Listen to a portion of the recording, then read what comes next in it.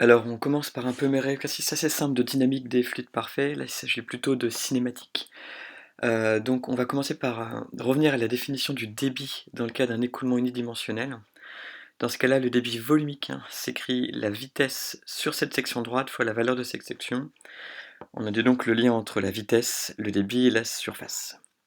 On sait également qu'il y a un lien facile entre le débit massique et le débit volumique. Le débit massique, c'est ρ fois le débit volumique.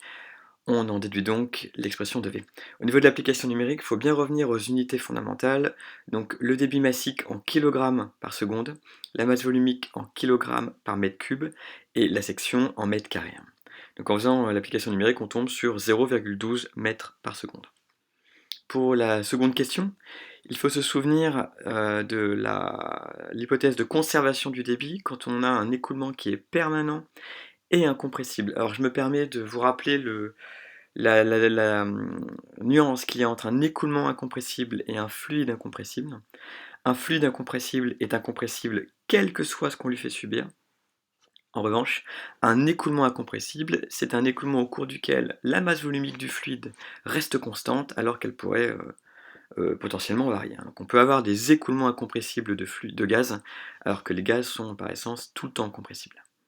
Donc si on écrit la conservation du débit volumique dans notre hypothèse d'écoulement incompressible et permanent, on arrive à dV égale V1 fois S1 égale V2 fois S2. Autrement dit, on peut exprimer V2 en fonction de V1, S1 et S2.